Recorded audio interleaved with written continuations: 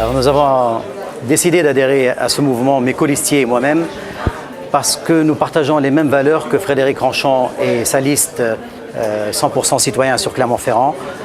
C'est des valeurs d'honnêteté, des valeurs de parité, des valeurs de fraternité, de probité.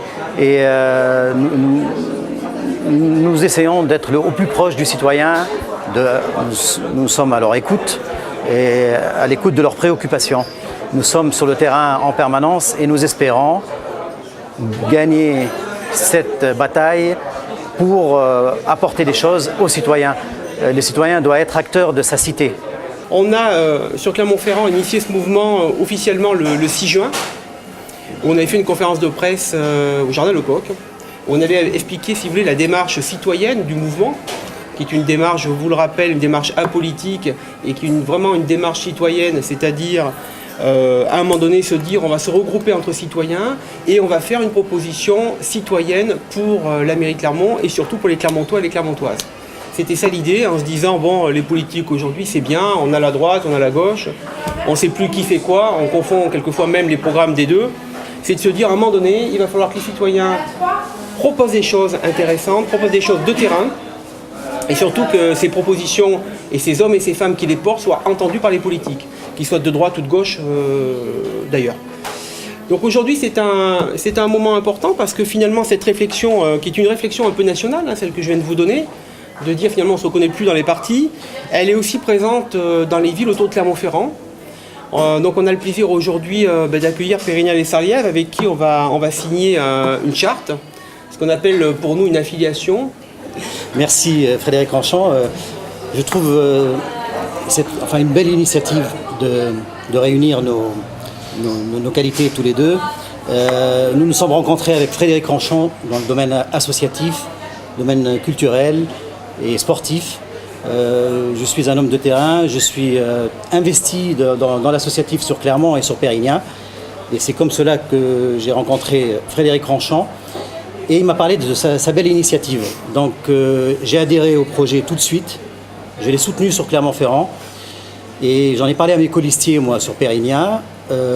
À l'unanimité, ceux-ci ont été d'accord pour adopter le label, parce que c'est un label, en fin de compte, le label 100% citoyen, tout en restant sur notre commune.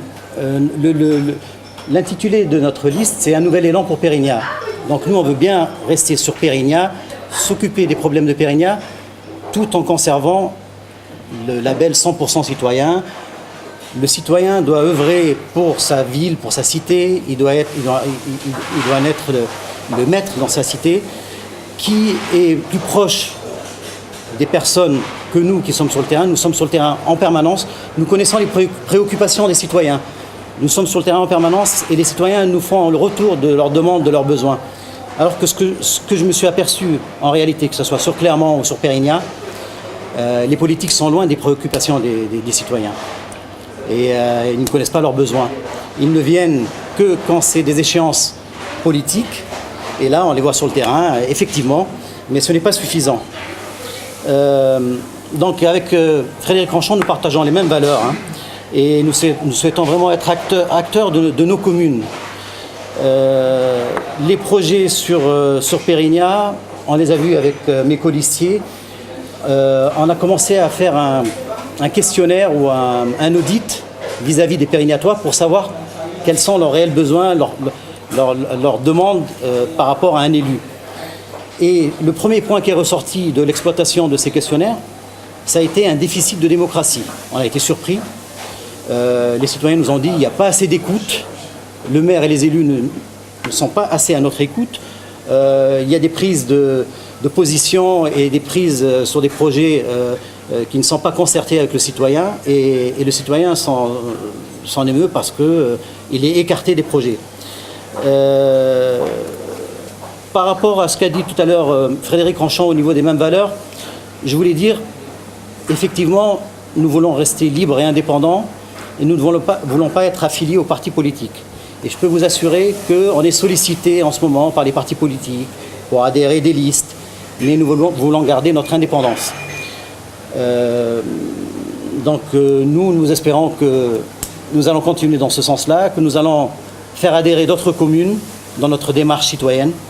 Et vive les citoyens et merci à vous. Je passe la parole à ma colistière qui est Nathalie Dini et elle va dire quelques mots par rapport à la liste et par rapport à cette démarche. Oui, bonjour.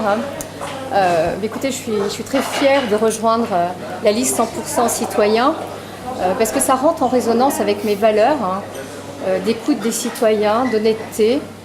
Et c'est vrai que le fait que ça soit politique, on est vraiment tourné vers le territoire, c'est important. Sur Pérignat-les-Sarlièves, j'ai plusieurs mandats dans le domaine associatif. J'ai été administratrice de la crèche, je suis élue parent d'élèves en maternelle, en élémentaire. Et c'est vrai que ce manque de démocratie et de concertation des citoyens est vraiment pesant. Et je suis vraiment fière de rejoindre le mouvement 100% citoyen. Nous allons faire de très très belles choses. Donc au jour d'aujourd'hui, je crois que ce mouvement est intéressant parce que quand on discute, moi qui suis au contact direct des Clermontois tous les samedis dans la boutique de mon époux, je peux vous dire que quand on discute avec les clients, le truc qu'ils nous disent, mais on ne nous écoute pas, Nathalie vous l'avez dit, on ne nous entend pas, on prend des dispositions ou des actes qui ne correspondent pas à nos attentes. Et je crois que ce mouvement, il est là pour faire réagir les politiques.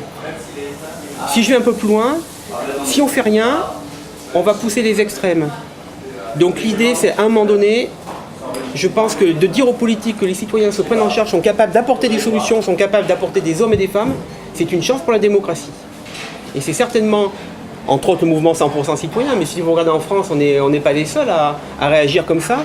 Mais je crois que cette prise de conscience citoyenne, à un moment donné, fait que, on va leur dire, écoutez, là on peut plus, fiscalement on peut plus, on est au taquet, on peut plus payer, on en a ras-le-bol. Effectivement, vous aviez ce projet, mais peut-être faut-il attendre. Et on va pouvoir décliner dans toutes les thématiques, si vous voulez, nos idées, qui sont souvent des idées de bon sens d'ailleurs, mais qui correspondent à des attentes de terrain, à des attentes de personnes qui votent et de citoyens, tout simplement. Vous savez, à Pérignat, on retrouve peut-être les mêmes thématiques de problèmes qu'il y a sur Clermont.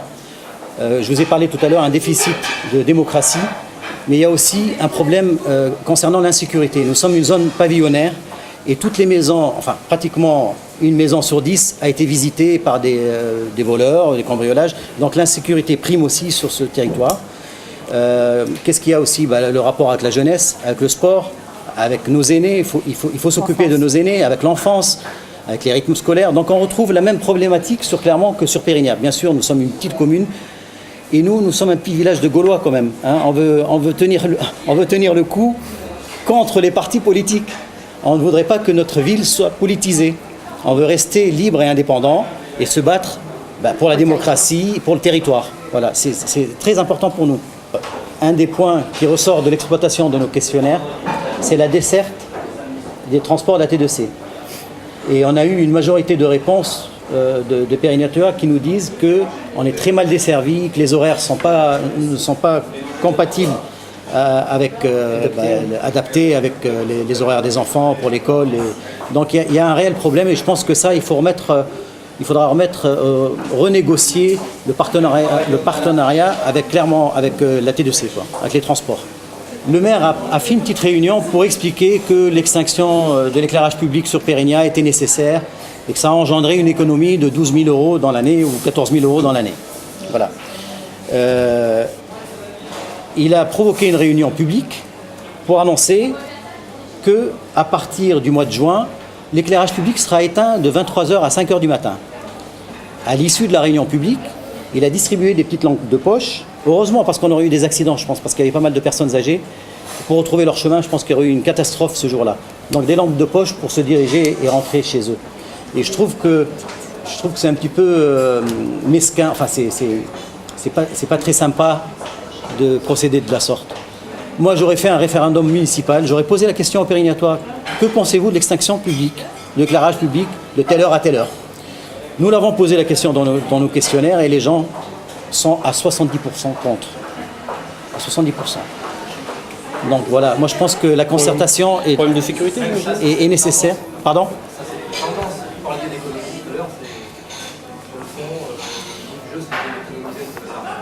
Alors, je vais vous donner un petit exemple. Par rapport à ces 12 000 €, je vais vous expliquer quelque chose. Il y a eu des travaux dans la crèche. La crèche a été monopolisée pour les travaux pendant 2 mois. qu'est-ce qu'on a fait pendant 2 mois? On a loué un appartement pour 2 mois pour loger les jeunes, loger nos petits. Le logement n'était pas adapté, il y a eu 15 000 € de travaux. Plus les loyers, 15 000 plus 2 000 €, ça fait 17 000 € pour 2 mois. Est-ce que c'est pas du gaspillage, ça? Quand on nous parle d'une économie d'1 an, 12 000 € d'un côté, et qu'on dépense de l'autre côté sur 2 mois 17 000 €, il y a une logique que je ne comprends pas, absolument pas. Non, mais on parle de gaspillage, on parle de... C'est le budget de la commune, c'est nos impôts qui sont impactés quand même. Quand on impacte nos impôts, on est concerné quand même. Donc là, voilà, c'est un petit exemple de ce qui se passe dans notre commune. Et si vous êtes d'accord, on peut passer au moment de la signature. C'est bon là. Ouais. Merci.